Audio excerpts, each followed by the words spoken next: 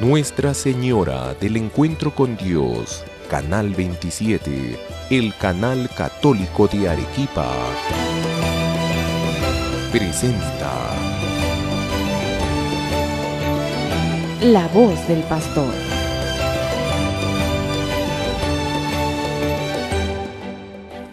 Queridos hermanos y hermanas, nuevamente juntos en La Voz del Pastor.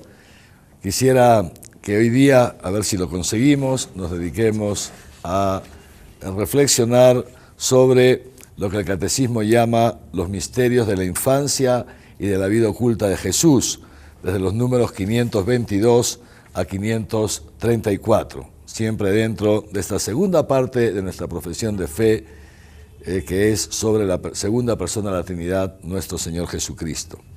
El Catecismo comienza recordándonos que la venida del Hijo de Dios a la tierra fue preparado a lo largo de los siglos por el mismo Dios.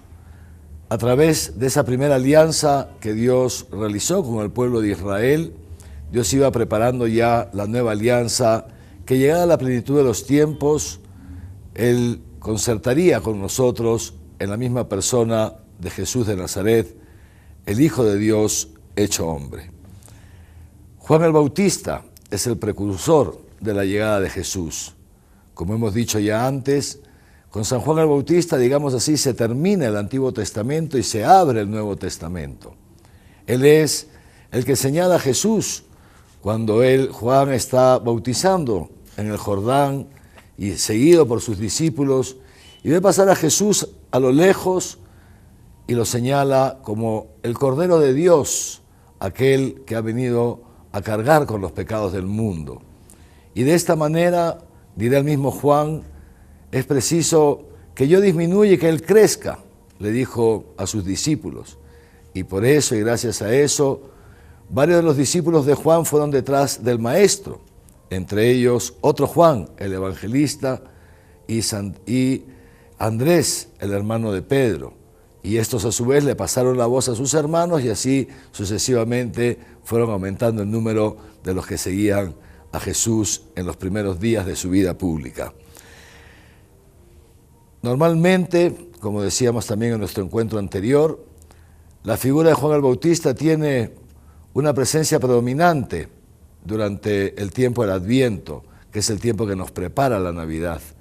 Y junto con Juan el Bautista, también, por supuesto, decíamos en nuestro encuentro anterior, la Santísima Virgen María, aquella que con su fiat, que al someter su voluntad a la voluntad de Dios, hizo posible que el Verbo, la segunda persona de la Trinidad, se encarnara y que entrara a este mundo para salvarnos. El Catecismo, en los números 527 y siguientes, nos habla de los misterios de la infancia de Jesús. Todos tenemos ya nuestro catecismo en la mano, espero que todos me estén siguiendo con su catecismo, así que quisiera que vayamos juntos al número 527, que nos habla de la circuncisión. Como todos sabemos, José y María eran judíos. Jesús, en consecuencia, también era un judío, un niño judío, y después fue un adulto judío. Y como a todos los niños judíos, al octavo día de su nacimiento tenían que ser circuncidados. Esta circuncisión, que solamente la realizaba el pueblo de Israel, era el signo de la pertenencia a la descendencia de Abraham. Esto significa que Dios, al entrar en el mundo, quiso entrar formando parte de un pueblo. ¿Y de qué pueblo? Pues del pueblo que Él mismo se había escogido como heredad. La circuncisión de nuestro Señor Jesús, entonces, es la entrada al pueblo de Israel, la entrada a la descendencia de Abraham, y es a través de ese pueblo, como ya lo habían anunciado los profetas, que nos ha venido a todos la salvación. Jesús, como lo dirá él mismo en el Evangelio, vino en primer lugar para la casa de Israel. Pero no solamente para la casa de Israel, porque Dios quiere que todos los hombres lleguen al conocimiento de la verdad y se salven. Ya lo había anticipado haciendo los profetas. Entonces, es a través de Israel, a través de su participación en el pueblo de Israel, que Jesús quiso poco a poco ir ampliando esa misión. Esa misión que una vez Él muerto y subido al cielo, continuamos hasta hoy día en la iglesia, la misión de salvación universal. Jesús funda a lo largo de su vida pública la iglesia, de esto hablaremos un poco más adelante, y la funda como una casa y como un sacramento de salvación universal para todos los hombres. Y esto justamente, la universalidad de la salvación de Dios en Cristo en favor de los hombres, es lo que se anticipa ya en la fiesta de la Epifanía, el número 528 de nuestro catecismo. La fiesta de la Epifanía, que nosotros comúnmente conocemos como los Reyes Magos, ¿no es cierto?, los magos de Oriente, que son pues estos tres seres, digamos así, tres personas que venían de lejos, que no formaban parte del pueblo de Israel, pero que Dios les revela de un modo, digamos así, misterioso, a través de una estrella y de otras maneras, los guía hasta el encuentro con Jesús cuando todavía era un niño y estaba en un pesebre. Esta manifestación de Dios a los magos de Oriente es el anticipo de que Jesús ha venido a salvar no solo al pueblo de Israel, sino que ha venido a salvar a todas las naciones. Y gracias justamente a esa voluntad salvífica de Dios es que nosotros podemos hoy día estar en la iglesia y gozar del amor que Dios tiene por cada uno de nosotros.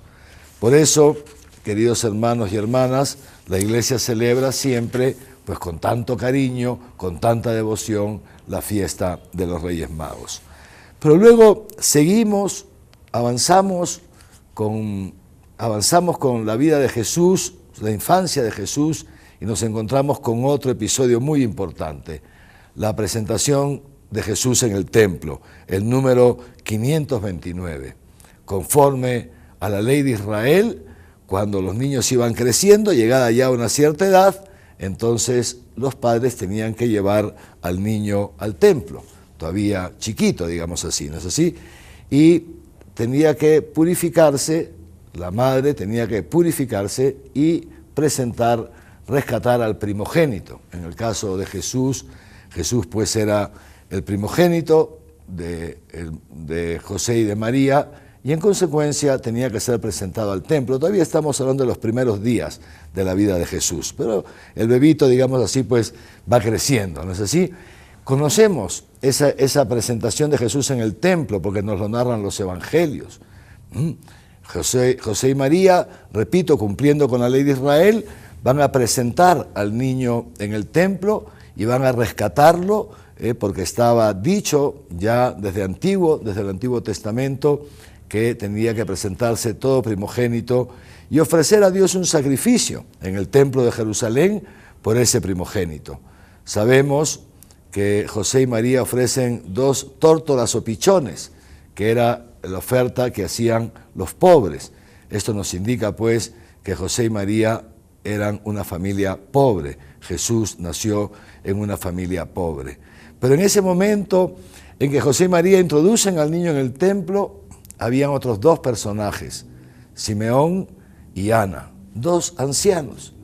Y el anciano Simeón y esta mujer Ana reconocen en ese niño, evidentemente por la influencia del Espíritu Santo, reconocen al Hijo de Dios. Y esas palabras tan bonitas del anciano Simeón: ahora, Señor, puedes dejar a tu siervo e irse en paz, porque mis ojos han visto a tu Salvador, a quien has presentado ante todas las gentes, luz para alumbrar a las naciones y gloria de tu pueblo Israel. El anciano Simeón ya profetiza que este niño será la luz del mundo, luz para iluminar a todos los que viven en tinieblas. Y efectivamente Jesús mismo se autodenominará así: yo soy la luz del mundo, el que me sigue no camina en tinieblas, sino que tendrá siempre la luz de la vida. Y luego, ya sabemos, se desata esa persecución de Herodes, que empieza a matar a todos los niños porque se entera que ha nacido el Mesías, y José y María tienen que huir a Egipto para que se cumpla también la profecía del Antiguo Testamento: de Egipto llamé a mi hijo.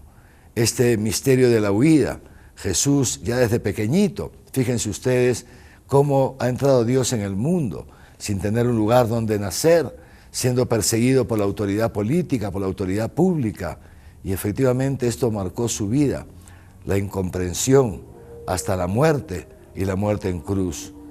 Pues bien, queridos hermanos, de esta manera Jesús va creciendo, como dirá después el mismo evangelista Lucas, iba creciendo en edad, en sabiduría, en inteligencia, en prudencia, en sabiduría.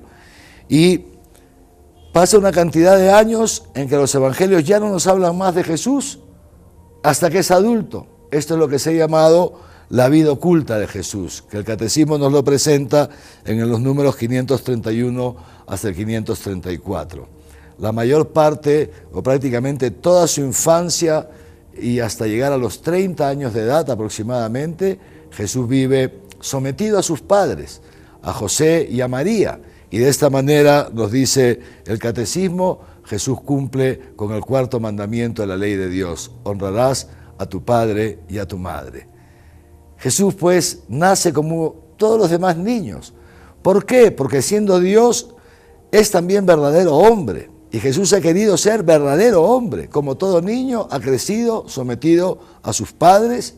Como todo niño ha sido iniciado en la fe de Israel, como todos los niños de su época y de su pueblo. Como todos los niños ha ayudado a sus padres en las labores de la casa. Aprendió el oficio de carpintero de su padre José. Acompañaba a su madre seguramente en distintos momentos y fue siendo introducido también en la sinagoga, etcétera, etcétera. Hasta que, llegada la edad, aproximadamente 11 años, tenía ya que ser introducido como adulto, digamos así, en el pueblo de Israel. Era más o menos hacia la edad de los 11 años, todavía hoy los judíos siguen celebrando esta fiesta, que es el Bar Mishvah, que es el momento en que ya el niño deja de ser considerado como niño, digamos así, y entra ya a formar parte del pueblo. En la época de Jesús, como nos lo relata el número 534 del Catecismo, ¿no?, que es prácticamente lo único que sabemos de la infancia de Jesús, desde la huida de Egipto, no se sabe más hasta este momento. Es como un paréntesis en el momento en que Jesús es introducido ya formalmente como adulto en el pueblo de Israel, y luego de ahí ya no se sabrá más hasta que empieza su vida pública como adulto, repito. Y entonces, fíjense ustedes qué significa esta presentación. José y María tienen que subir hasta Jerusalén para introducir a Jesús a través de un rito que se seguía en la época y para celebrar pues las fiestas de Israel. Muy interesante porque dicen que luego, ya cuando volvían de regreso a casa, ellos vivían en Nazaret, de Nazaret a Jerusalén habían varios días de camino, y claro, en esa época naturalmente pues no habían ómnibus, no habían aviones, ¿no es cierto? Entonces se iba en caravana, porque había incluso que atravesar algunos caminos de desierto. Y se iban pues en caravana, se juntaban la familia, amigos, etcétera, iban todos juntos en caravana. Como sabemos, en ese momento, cuando José y María están volviendo ya a casa, y después de 3 días de camino prácticamente, o 1 día y medio de camino, mejor dicho, se dan cuenta que Jesús no estaba con ellos. Claro, repito, iban en caravanas, entonces pues los niños se irían juntos en un sitio, pasaban de aquí para allá, a lo mejor está con los primitos, está con los tíos, bueno, no se habían dado cuenta. En síntesis, ¿no?, hay un momento en que José y María se dan cuenta que el niño no está con ellos, no está en la caravana, y vuelven corriendo a Jerusalén, y como nos lo relata las Escrituras y nos lo relata también el Catecismo, encuentran al niño en el templo, discutiendo, dialogando con los doctores de la ley, ni más ni menos, con adultos, ancianos, y este Jesús discutiendo con ellos. María le pregunta: hijo mío, ¿por qué nos has hecho esto? ¿Por qué te has quedado aquí sin avisar a nadie?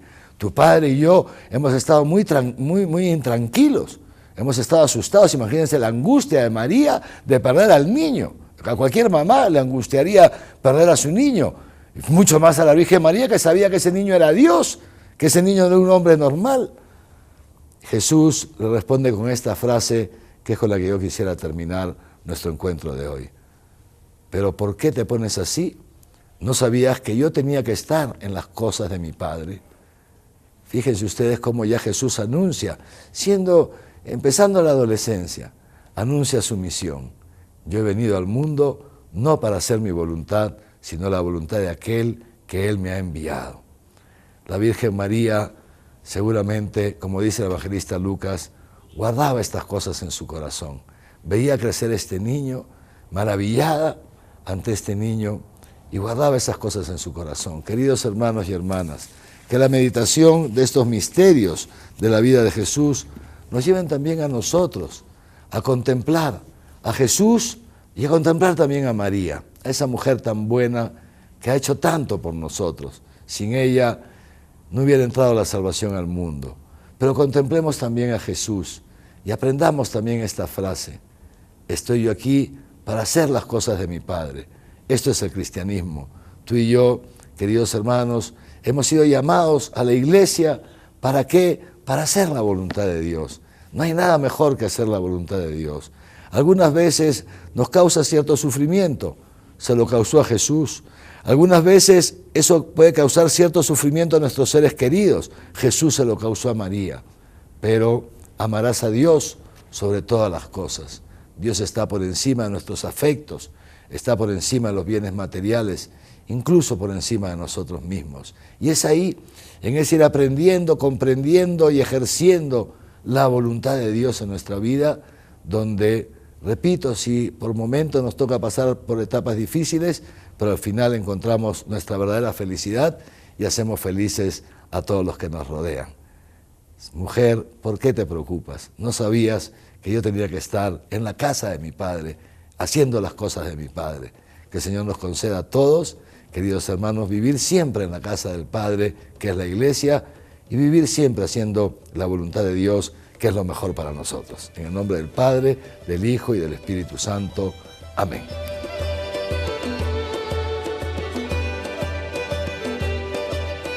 Nuestra Señora del Encuentro con Dios, Canal 27. El Canal Católico de Arequipa presentó La voz del pastor.